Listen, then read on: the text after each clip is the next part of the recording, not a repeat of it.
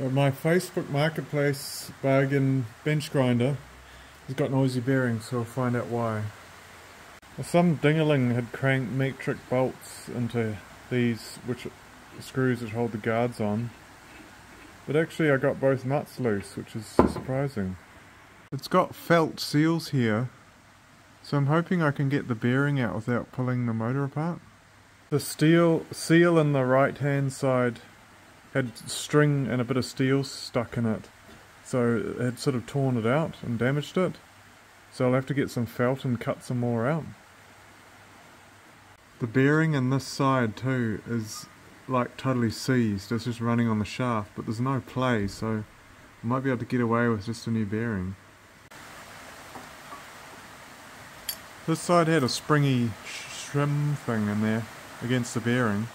Hopefully I can just pull the bearings out like this. I'll put a self-tapping screw into that shield and see if I can get it out.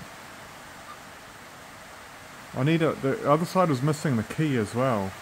Most of the main bolts on these are quarter Whitworth, so this thing must be English and it must be extremely old. So I have to take these off to get the bearings out. So hopefully I don't disturb much just taking these ends off. I'll see what comes off. All that noise is rain on the roof, it's pissing down, but I was able to tap that shaft that way and push one bearing out and tap it the other way and push the others out. But hopefully these are available. I'll ring the bearing shop now. They're American bearings. And hopefully they're not horrendously expensive and stuff, because it's a very wide bearing. And the number on it doesn't seem familiar. Somebody had wound like metric fasteners into these, but I think I can just clean the thread out with UNF. But I think it may have been some like cycle thread, like a fine. Doesn't look too bad though. I'm not sure what it is. It might have been UNF. I got new NSK bearings. They weren't cheap at all, but they're the same, I think. Yep, they're the same in every dimension.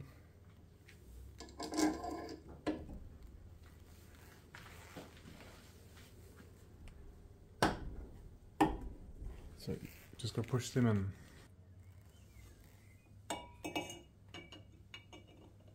These bearings aren't like a super tight press fit.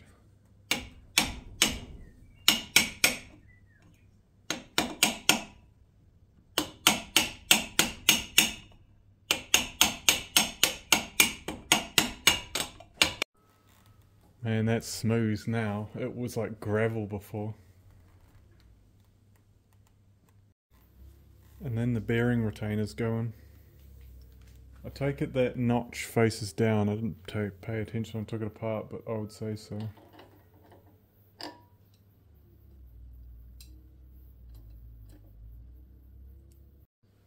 This felt got a little bit squished. Like that's the one that had the string wrapped around it and it damaged it. I'll try and beat that back into shape. And this spring washer went in again hard against the bearing on this side. And then the bearing retainer plate.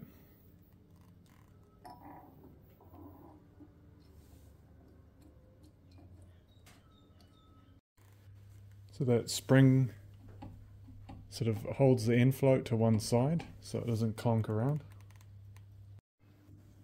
I got a couple new woodruff keys for the shaft here. That one's a little bit burred over. I'll just fix up that.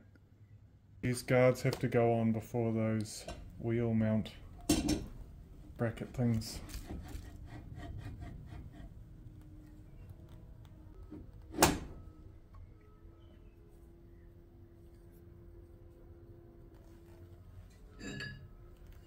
And then this piece can go on the wheel mount.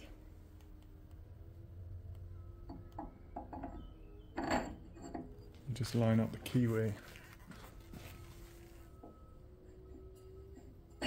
There we go.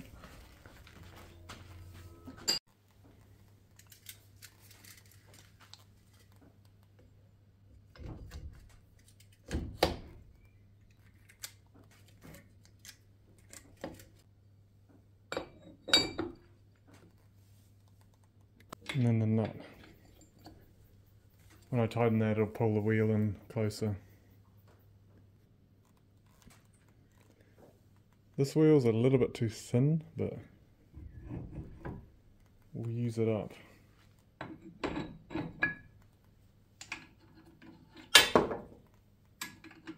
That one goes the other way. So I'll tighten them now.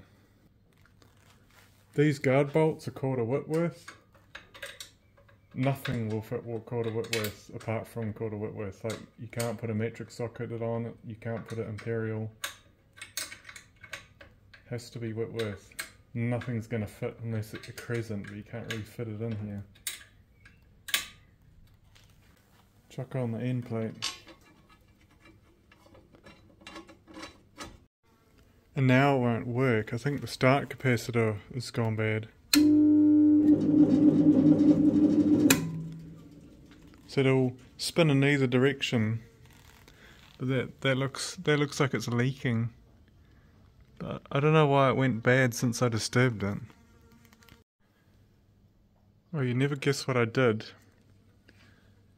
This is for the starter, runs on that ring then. I broke that off.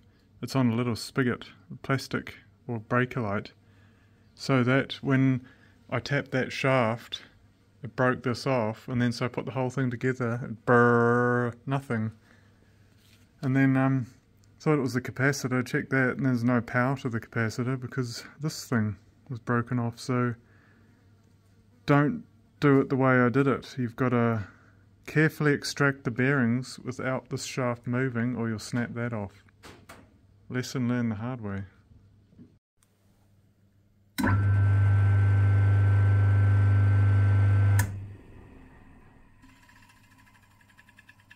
Yeah, the starter's working now. Yeah, that turned into an ordeal, but it's good now.